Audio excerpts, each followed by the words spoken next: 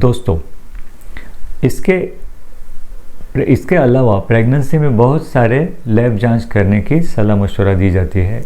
ये सब दूसरी जो जांच है ये 11 से 14 हफ्ते की एनोप्लॉइडिक स्क्रीनिंग के साथ करना ज़्यादा उचित है। अगर तब ना करें तो फिर आगे चल के बाद में भी किए जा सकते हैं।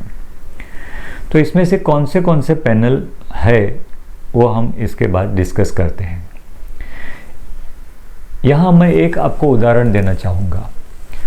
जब एक नया मोबाइल फ़ोन मार्केट में रिलीज़ होता है तो एक ही समय एक ही कंपनी के बहुत सारे मॉडल्स आते हैं। तो इनमें क्या फ़र्क है? तो इनमें वैल्यू एडेड फीचर्स का फ़र्क है, यानी ज़्यादा फीचर्स है तो उसकी वैल्यू ज़्यादा है। उसी तरह से लेबोरेटरी प्रीनेटल लैब टेस्ट में वैल्यू एडेड टेस्ट से, यानी ज़्यादा टेस्ट कराओ तो उसका ज़्यादा खर्चा होएगा। तो आपको मैं अलग अलग टेस्ट पैनल के बारे में बताता हूँ। प्रीनेटल मिनी पैनल, जिसमें 5 टेस्ट होते हैं। एक तो HbA1c, दूसरा सीरम TSH, ये दोनों के बारे में हमने अभी बात कर ली है। तीसरी टेस्ट है CBC, चौथी टेस्ट है ब्लड ग्रुप, पांचवी टेस्ट है यूरिन रूटीन माइक्रोस्कोपी। CBC यानी कंप्लीट ब्लड काउंट। इसमें 3 घटक है, haemoglobin, total white cell count और प्लेटलेट काउंट। हीमोग्लोबिन ये ऑक्सीजन कैरिंग कैपेसिटी दर्शाता है। हीमोग्लोबिन की मात्रा प्रेगनेंसी में स्वाभाविकतम थोड़ी सी कम होती है, 1 या 2 ग्राम्स % कम होती है, क्योंकि प्रेगनेंसी में हीमोडाइल्यूशन होता है। तो WHO के कहने के हिसाब से 11 ग्राम्स % के कम अगर हीमोग्लोबिन हो तो इसे एनीमिया बताते हैं। और क्रिटिकल वैल्यू हीमोग्लोबिन अगर 8 ग्राम % से नीचे हो तो उसे क्रिटिकल वैल्यू बताया जाता है। टोटल WBC काउंट यानी श्वेत कोष्ठ की संख्या। प्रेगनेंसी में रोग प्रतिकार शक्ति बढ़ाने के लिए, जर्म्स के अगेंस्ट फाइट करने के लिए टोटल WBC काउंट थोड़ा बढ़ता है। जो बिन प्रेगनेंसी में उसकी अपर लिमिट जो 11,000 पर क्यूबिक मिलीमीटर है, प्रेगनेंसी में उससे बढ़कर 15,000 पर क्यूबिक मिलीमीटर तक नॉर्मल माना जाता है। और प्रसूति के दरमियान यानी लेबर के दौरान ये काउंट और बढ़ के 25,000 पर क्यूबिक मिलीमीटर तक नॉर्मल माना जाता है। फिर प्लेटलेट काउंट में प्रेगनेंसी में थोड़ा सा काउंट कम होता है। तो जो काउंट जिसे हम 1 लाख 1.5 लाख पर क्यूबिक मिलीमीटर बिन प्रेगनेंसी में नॉर्मल को बताते हैं, उसी को प्रेगनेंसी के दौरान 1 लाख पर क्यूबिक मिलीमीटर तक वो नॉर्मल माना जाता है। और 70,000 पर क्यूबिक मिलीमीटर से कम हो तो उसे क्रिटिकल वैल्यू करके बताया जाता है। अगली टेस्ट है blood group and RH type. अगर महिला उसके ब्लड ग्रुप RH नेगेटिव निकले तो उसके पति का ब्लड ग्रुप RH टाइप किया जाता है। अगर उसके पति का blood group RH type RH positive है तो एक केस अलग से उस लाइन पे मैनेजमेंट और इन्वेस्टिगेशन और मैनेजमेंट किया जाता है। अगली टेस्ट है यूरिन रूटीन माइक्रोस्कोपी। इसमें इंक्लूड होता है डीप स्टिक टेस्ट, प्रोटीन प्रीएक्लेम्शिया के लिए, शुगर डायबिटीज़ के लिए, पस सेल्स और नाइट्राइट यूरिनरी ट्रैक्ट इन्फेक्शन यानी मूत्र मार्ग का संक्रमण निदान करने के लिए उसका इस्तेमाल होता है। इसके आगे का पैनल है वो है प्रीनेटल बेसिक पैनल, जिसमें 13 टेस्ट इंक्लूड किए जाते हैं। जो 5 टेस्ट मैंने अभी बताया उसके आगे और 8 टेस्ट उसमें किए जाते हैं। तो उसमें 4 टेस्ट है HIV, HCV, HbSAg, VDRL यानी कि RPR। यह सब टेस्ट करने के पहले परामर्श करना ज़रूरी है और टेस्ट के रिजल्ट के बाद में भी परामर्श करना यानी काउंसलिंग करना ज़रूरी है। अगर ये टेस्ट पॉजिटिव पाए जाते हैं तो उसका अलग से आगे जांच करके उसकी अलग मैनेजमेंट करनी ज़रूरी है। और 3 टेस्ट इसमें है BT, CT, PT यानी bleeding time, clotting time, prothrombin time. यह टेस्ट ब्लीडिंग डिसऑर्डर और क्लॉटिंग डिसऑर्डर्स के लिए किए जाते हैं और इसमें अगर अस्वाभाविकता पाते हैं तो इसका अलग से आगे जांच और इलाज करना ज़रूरी हो जाता है। और एक टेस्ट है यूरिन कल्चर सेंसिटिविटी।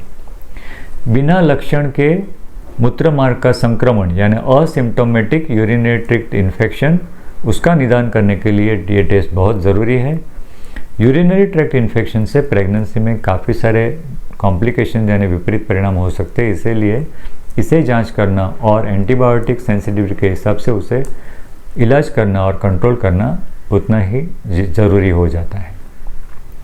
इसके आगे एक पैनल है प्रीनेटल एडवांस पैनल, जिसमें 17 टेस्ट किए जाते हैं। अब तक मैंने जो 13 टेस्ट बताए उसके उपरांत दूसरे 4 टेस्ट हैं। कौन से 4 टेस्ट?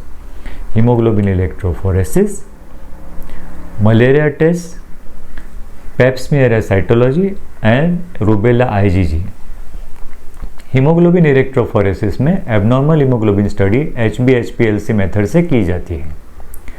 अगर इसमें महिला कैरियर स्टेट पाई जाती है तो उसके पति का यही टेस्ट किया जाता है। अगर उसमें भी वही टेस्ट का कैरियर स्टेट पाया जाता है तो गर्भ में मेजर एबनॉर्मलिटी होने की शक्यता 25% होती है, तो उसके हिसाब से वो कपल का अलग से मैनेजमेंट करना ज़रूरी हो जाता है।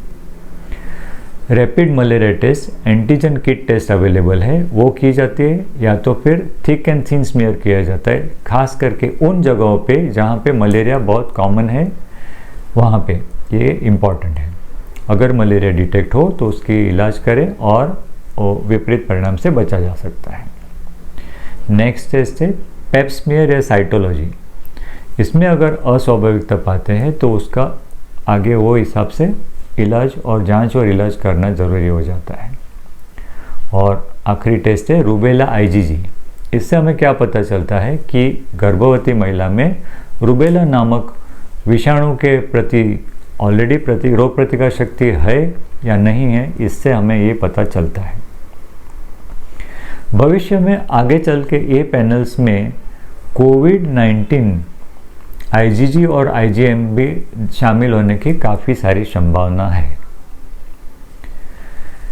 अगर हम ये सब पैनल के रिलेटिव खर्च के बारे में सोचें तो अगर जो 2 टेस्ट का मिनिमम टेस्ट है, अगर उसे x खर्चा होता है तो दूसरे जांच का 2x, 3x, 5x, 7x, 13x तक खर्चा हो सकता है।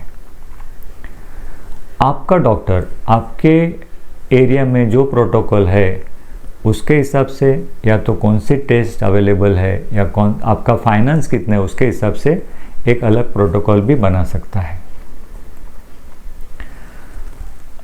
इसके बाद आता है सेकंड ट्राइमेस्टर यानी द्वितीय तिमाही के जांच। 16 और 20 हफ्ते के बीच में क्वाड्रुपल मार्कर टेस्ट की सलाह दी जाती है, खास करके उन गर्भवती महिला में जो पहले 11 और 14 हफ्ते के बीच में डबल मार्कर टेस्ट किस वजह से नहीं करा पाए, उनके लिए ही क्वाड्रुपल मार्कर टेस्ट करना ज़रूरी है। इसके पहले परामर्श, बाद में परामर्श किया जाता है, और अगर इसमें हाई रिस्क या एबनॉर्मल और स्क्रीन पॉजिटिव रिजल्ट आता है तो उसे फिर डेफिनेटिव डायग्नोस्टिक टेस्ट करवाने की सलाह दी जाती है और आगे वो हिसाब से ट्रीटमेंट किया जाता है। उसके बाद 24 और 28 हफ्ते के बीच में उसे CBC, यूरिन डिपस्टिक और ग्लूकोज चैलेंज टेस्ट करवाने की सलाह दी जाती है।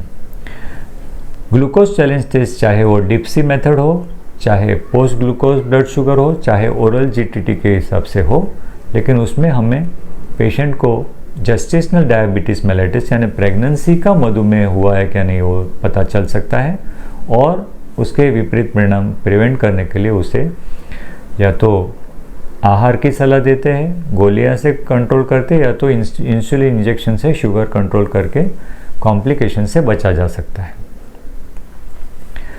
इसके आगे अगर गर्भवती महिला हमारे पास 3rd ट्राइमेस्टर में आती है तो कौन से लैब जांच उससे करवाने की सलाह दी जाती है। 35 और 37 हफ्ते के बीच में CBC, यूरिन डिपस्टिक, GBS यानी group B streptococcal vaginal culture, और अगर पेशेंट को हाई ब्लड प्रेशर है यानी प्री एक्लेम्शिया है तो उनमें serum creatinine, serum uric acid आदि इतर टेस्ट करवाने की सलाह दी जाती है। डिलीवरी के पहले जो भी प्रोटोकॉल है वो हिसाब से और पैंडेमिक की सिचुएशन के हिसाब से कोविड-19 RT-PCR टेस्ट करने की सलाह दी जाती है। दोस्तों, यहाँ पे मैं यह बात कहना चाहूँगा कि जानना ज़रूरी है, लेकिन उसे अप्लाई करना ज़्यादा ज़रूरी है। करने की इच्छा रखना तो अच्छा ही है, लेकिन करना ज़्यादा ज़रूरी है। दोस्तों, सही समय पे सही कारण के लिए सही जांच करके सही समय इलाज करके विपरीत परिणामों से बचा जा सकता है। यह वीडियो इंग्लिश भाषा में भी उपलब्ध है। देखते रहिए, सीखते रहिए, अपने नॉलेज को बढ़ाते रहिए। धन्यवाद। जल्दी फिर मिलेंगे। धन्यवाद।